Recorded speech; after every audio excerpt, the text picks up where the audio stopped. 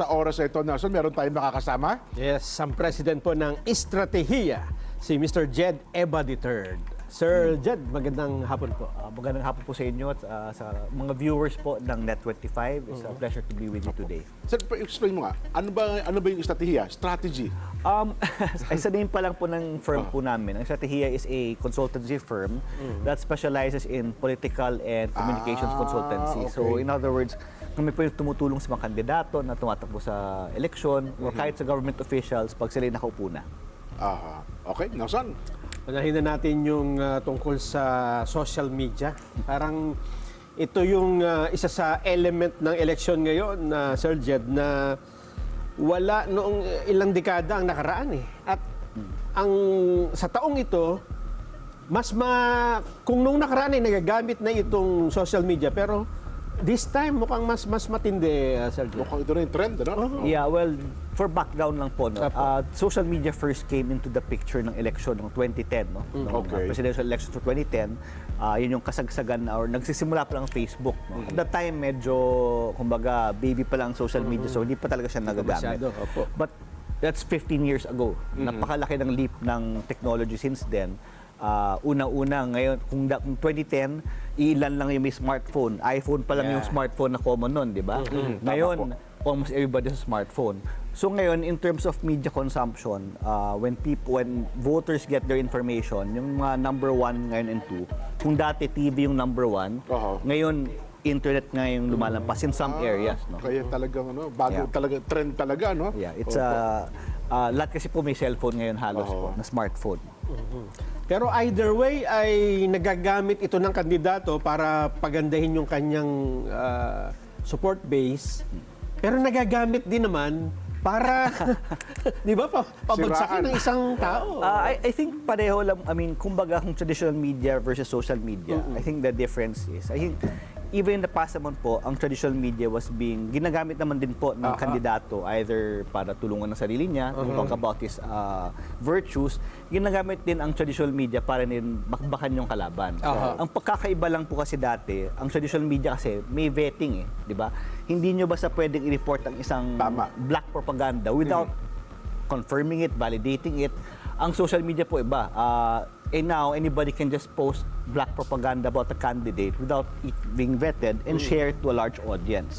And that's a big difference, no? So kung strategy yung pag-uusapan, sabihin, kung integridad pala ang pag-uusapan ay Talagang traditional media.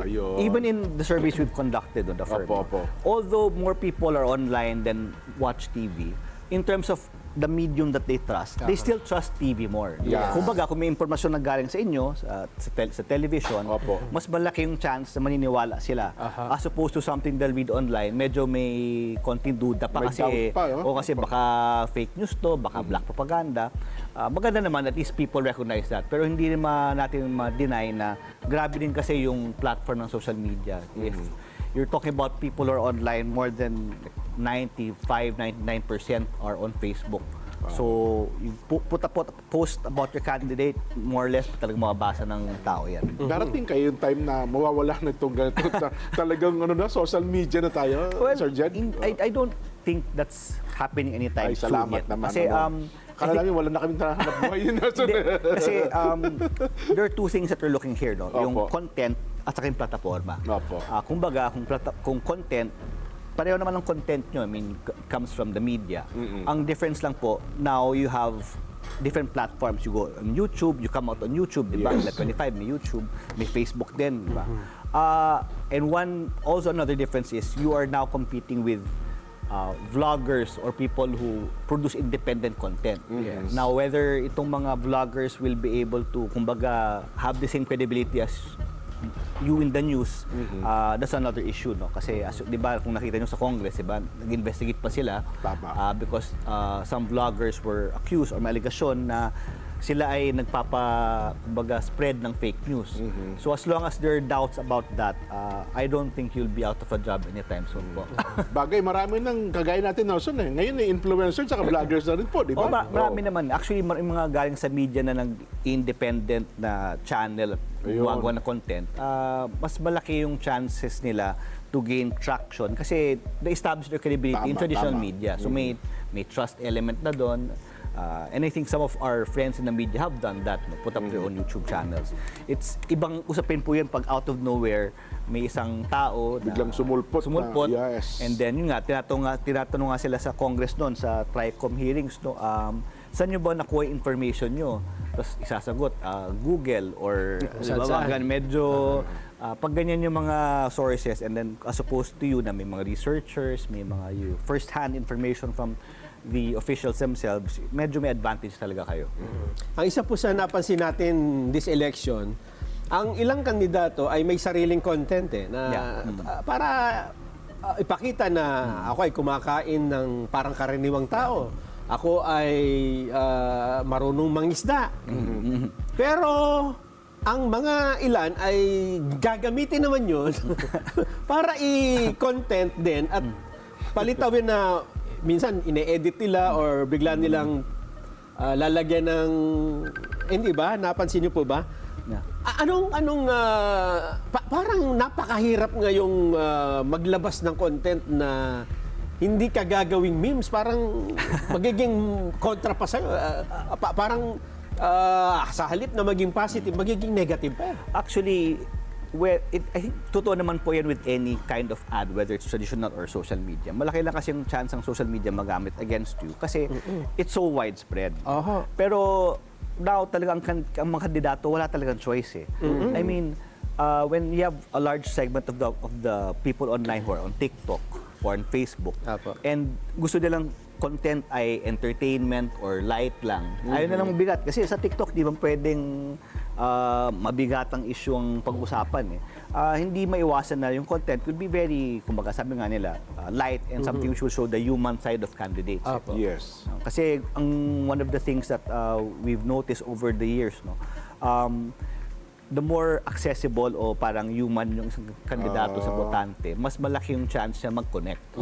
Kaya you have a lot of people in our industry now who are trying to specialize in that particular area of making the candidate parang more appealing to voters who are on TikTok and on Facebook. No? Tama. At saka Nelson, di ba, alam mo rin yan, maraming kandidato ngayon na alam mong anak mayaman pero magpapakamasa, no? Yun bang kakain at iinom sa takip ng kaldero? Di ba? Mga ganong strategy. Sa ngayon ba nakita effective pa ba ito?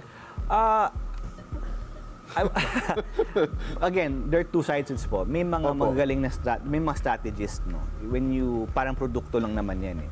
You have to see kung talaga yung kandidato kaya niyang i-pull off. Ayun. Kasi there are some candidates because of hindi na maiwasan eh. Talaga, tama kayo. Mayaman, hindi nila talaga mapakita yung or pagiging masa mahirap niya.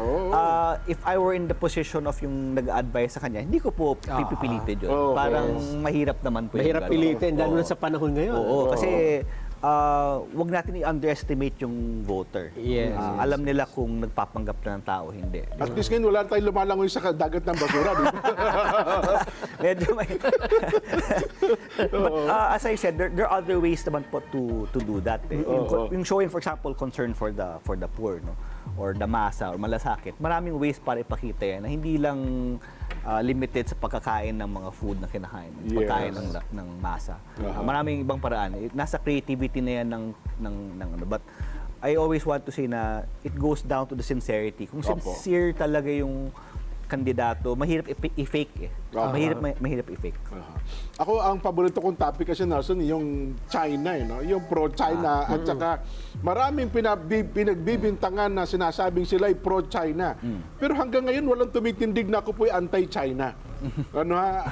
Kayo po, sa estratehiya, paano nyo po tinitignan yung ganong uri ng kampanya? This is a very, kumbaga, this campaign is medyo different compared to previous midterm campaigns for two reasons. Or let's just mention two. Yung isa is the impeachment. That's one of the issues looming. The second is yung growing concern about foreign interference in our elections. Kasi ninibil nga ng isang senador na may mga nagbabayad ng trolls, yung isang embassy ng China. Ang foreign issues kasi, ang foreign relations, traditionally, in the past, hindi naman siya major issue sa botante. Tama. Pero, when the Chinese started to encroach into yung issue ng West Philippine Sea, medyo tumataas na yung awareness ng tao tungkol doon. And then, there are other attendant issues. May pogo, dumadami yung mga Chinese na papasok, gambling. I think this has raised yung, kumbaga, concern level ng tao. So now, they're now also looking at whether a candidate is pro or anti-China. At lumalabas naman sa materials on social media now. There are some memes accusing certain candidates of being pro-China.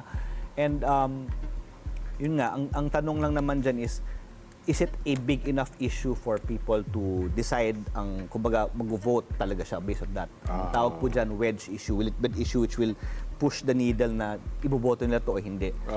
Sa ngayon ay ayoko mag-assume. I would rather wait for the results of the election to see kung talagang naging issue. Makaka-affect ko yan. Sabi sa isang pangkaraniwang botante, isa kaya sa mga consideration niya, ito pro-China, ito anti-China, ito. Sa tingin niyo? It's napaka... Ako personally, sana po maging issue yan kasi ang pinag-uusapan dyan is bansa natin, no? Our territory, our sovereignty, yung pinag-uusapan. But on the other hand, experience natin, history natin is not as, does not speak well. No? For example, dun sa top issues of voters ko, no? Or voters, no? Number one, rising prices. Number two, wages. May listahan naman tayo dyan, diba? Pero, nung isang kandidato in-interview ng isang reporter kung anong batas niya gagawin, wala siyang maisagot. You would expect na kung may ganyan na sagot, ang kandidato yan will be not very well, pero nandyan siya sa top 12. So what does that tell us to? Gusto natin isipin ng botante votes with his mind. Pero in a lot of cases, he or she votes with his heart. Or paminsan he votes with what he knows. No? In the top 20 candidates now for vying for senatorial seats, dalawa lang doon sa top 20 ang hindi 90+% yung awareness. Dalawa lang. Si Congressman Marcoleta, who's at 71%, and si Jimmy Bondoc was at 60-something. Si Congressman Marcoleta is a very interesting case kasi 71% siya na awareness. But if his awareness was at 95-99%, papasok siya sa top 12. So it's just a matter sometimes of kung kilala ka ng botante or not. Yan yung kaya nga sabi ko, kung na-extend pa tayo na isang buwang kampanyahan, baka mas tumaas pa awareness ni Kong Dante, di ba? Kaya ang abiso namin sa mga those who want to run for a national office, ang kampanya hindi nagsisimula ng campaign period. For example, if 2 years, 3 years before you want to run for a national office, magsimula ka na, little by little. Kasi ang pera, you can find money, you can find resources, pero ang oras, you cannot get that back. Tama. Ano pong masasabi nyo naman dun sa mga candidates na imbis na maging vocal sa mga issue, ay pinili pa nilang manahimik. Pag nakita nila, mataas ako sa survey, hindi na ako magpapa-interview, wala na akong posisyon sa lahat ng issue, wala rin akong platforma, pero wala akong sasabihin. Diyan po, magmimiyakol pa kami mga advisors. No? To be fair to a lot of candidates, naniniwala po ako na lahat ng kandidato, may paninindigan sila, they want to speak out on issues. Pero it's people like ourselves who work for them, who when we see the numbers, are the ones who advise them na, boss, para hindi tayo delikado sa botante, baka mas mainam na umiwas muna tayo dyan. So it is just, you have to weigh yung mga considerations. Siyempre, gusto mong ipaglaban yung, if you're a candidate, they all want to do what's best for the voters. But at the same time, kung hindi ka manalo, wala ka rin magagawa for them. No? So you have to weigh those considerations. And kumbaga, playing safe is just really part of politics. Mas mabuti pang tumahin dalo kasi magkamali ka ng sagot mo. Yun pa maging dahilan. Para masira ka. Pag highly divisible, for example, may isang issue na 50% or 54% are against, and you're polling at 70%, why will you say something which will alienate half of the voters? At least merong mystery, yung mga suspense elements. Doon po sa issue naman ng hindi maintindihan ng botante kung pula, ito pa'y berde, pula, parang ayaw ata ng meron siya, no? Oo, ang gusto yata ng botante ay Isa ng kulay, walang ano. Well, in a presidential campaign, diba, pag may presidente, may vice, tapos may mga senatorial slate, it's mas madaling mag-identify ng colors. Ngayon, as you can see naman, may admin slate, may slate din yung PDP laban, may opposition. But based on the number, if you look at the rankings po ng these are names that kilala na eh. Yung awareness level sila these are returning senators. So it's very difficult, or hindi mo masabing point blank na this guy is doing well because he's associated with the admin. This guy is doing well because of ano. Kaya nga magiging interesting ngayon yung results because you have senatorial balls who are medyo nanganganib, no? 11, 12 na in-endorse ni VP Sara. So we will be able to see kung if that's going to have a big influence in the outcome of the elections. So I think many people really know na, or at least yung individual candidates know, at the end of the day, it's what you do which will determine whether you end up in the winning circle or not. More than anything talaga. Ikaw talaga yun. Well, sa ngayon po, sa ganitong bagong sitwasyon, at saka yung trend na ito, yung mga Gen Z, millennials, bagay, ewan ko kung Gen Z, mga butante na mga, mukhang hindi pa yata butante, no? Millennials, saka well, pababa pa. Sa tingin niyo, paano na natin sila ginagabayan para ang maiboto nila ay hindi yung puro gimmick lang, kundi talagang mapapakinabangan ng ating bayan? Una, puntahan muna natin yung datos, which at least most of the data shows. Opo. What we like to do pag may survey, di ba, titingnan natin ano yung voting preferences ng this age group and this age group. We segmentize them to see kung ang isang kandidato ay malakas sa matanda, sa bata, etc.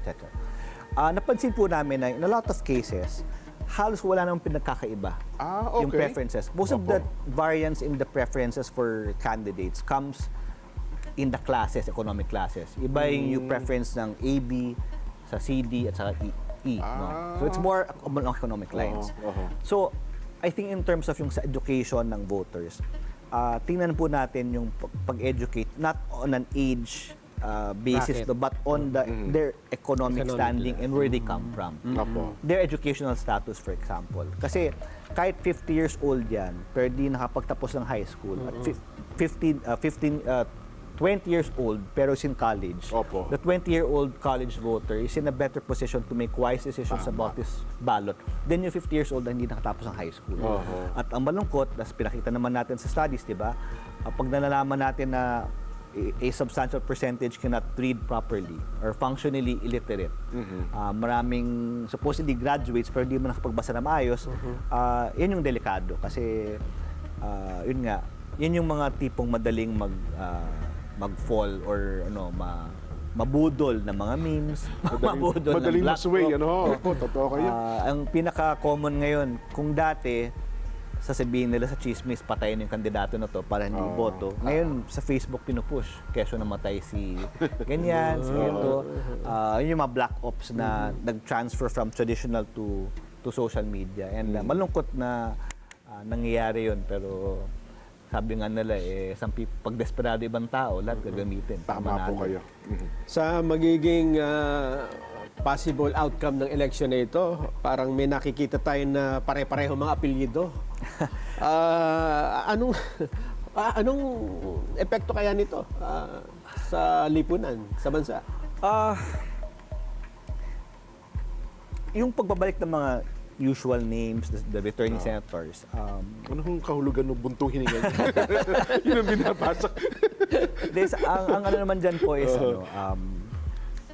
I would like to believe lahat naman ng senador natin, even the more senior ones, are open to change and open to new opinions. Okay. And I know some of them personally and they're okay. Talagang maayos naman sila.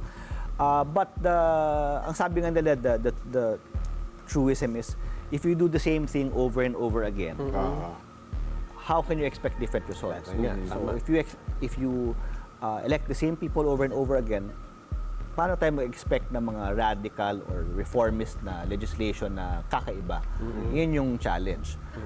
Pero again, may mga instances naman na despite them being kumbaga returning, they're open to new ideas, and I think naman as long as nasa citizens din kasi yan kasi kung tayo satisfied lang sa ginagawa ng senador o congressman at hindi tayo willing magsulat or kasi sa ibang bansa, for example, pag may ginawa yung congressman na hindi kanais-nais, hindi gusto, they write their congressman, they write emails, and when a congressman receives certain emails, he gets worried. No? I think the same should go for our senators as well. No?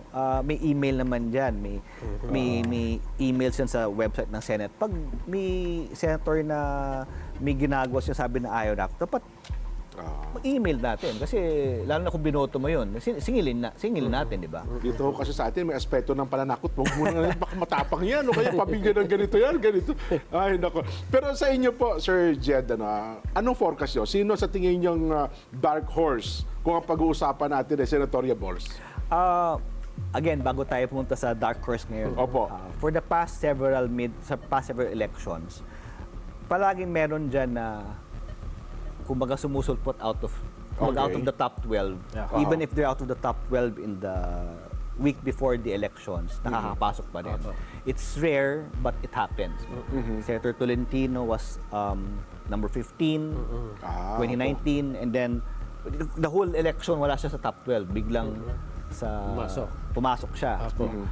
May mga 14, again, before si Senator Win Gatchalian, I believe, was number 14 a month before the election.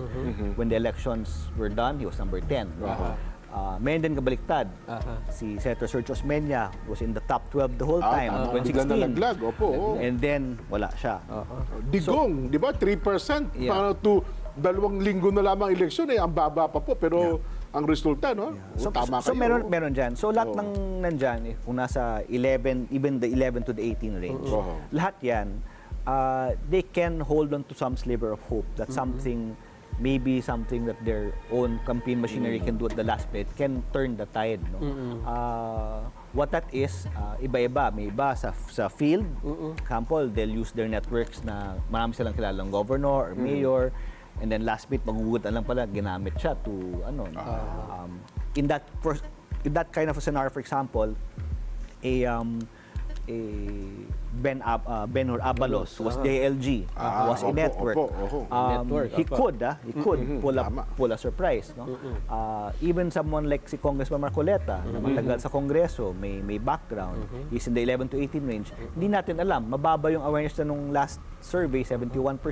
Pero what if nga may na-push na tumaas siya? And then of course, there are the last bit endorsements. Marami nagka-come into play. But basta yun yung inabangan ko every election cycle. Sino yung magiging surprise ngayon? Sino yung so totoo lang kasi, for example, like si Senator Amy Marcos, kung makapasok siya, hindi naman din ako magugulat. Because established name pa rin yan.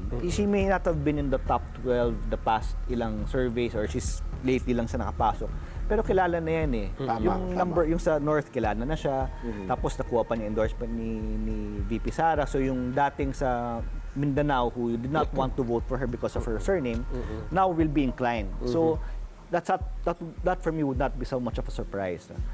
But it's the others na I'm really curious kung the likes of Congressman Marcoleta, Benhur Abalos, even si Tol. Si Senator Tolentino, if he did it once, who can say baka magagawa niya ulit, di ba? Marami pang dyan. Kaya yung 10, 11, 12, exciting po yan. Yun ang aabangan natin, no? At saka pati yung nagna-number 1 sa survey, di ba? Noong nakaraan, hindi natin nakalain. Nandun si Robin Padilla bigla. Biglang nag-number 1 yung Robin Padilla. Tama ka, no? Si Senator Robin naman, before he filed, he was number 26 or 20. Pero pagka-file naman, dire-diretso siya. Nag-11, and then you could see naman yung progression. Pero hindi naman nakita na magna-number 1 siya. Yun yung medyo nagulat yung mga tao. Marami. Anyway, Sir Jed, baka meron kayong mensahe sa ating mga taga-subaybay, mga taga-pakinig, para nang sa ganun ay ma-excite din po sila sa resulta ng ating halalan. Una-una po, it is 3:40 in the afternoon. Maaga po. Ang polling places ay magsasara ng 7 p.m., hindi po 5 p.m. So kung di pa kayo nakaboto, please, bumoto po kayo. Kahit kaming mga tumututok sa surveys, isa lang sinasabi namin, kung bumoto kayo, huwag kayo bumoto dahil sa survey. Bumoto kayo dahil sa follow your heart, follow your conscience, and vote for the persons you think will be able to help our country and future generations of our countrymen. So yun po yung mensahe ko. So, ay, nalala ko na, well, sa part ng survey, no, parang ang plano ata ng COMELEC ngayon, higpitan na yung mga naglalabas sa survey during campaign period hanggang elections. Anong tingin nyo doon? our firm also conducts surveys, but we do this privately, only for our clients because kami mismo, hindi kami naniniwala na dapat ilabas yung resulta. Kasi gusto namin, yung kliyente lang nakakaalam kung may advantage or Para hindi. sa kanyang consumption, tama kayo. The Supreme Court has already upheld that it's the right of surveys to be published. No? So, ako, I'm a freedom of expression advocate, freedom of speech. Let them publish their surveys, but at the same time, kailangan may totoong programa para i-educate yung mga kabataan about politics, about government, about candidates. Kasi surveys will always be there. Gagamitin naman talaga ng kandidato yan para pakita na malakas sila o hindi. Talaga, the focus, I think, should be on voter education. If we have enough resources in some countries, their whole education system is oriented towards insulating them from fake news. So, tingin ko dapat ganun din yung orientation ng mga natin. So, kailangan natin matalinong botante. Opo, mintal. Ayun, ang nakakasama po natin si Ginoong Jed Eva III, ang presidente po ng Estratehiya.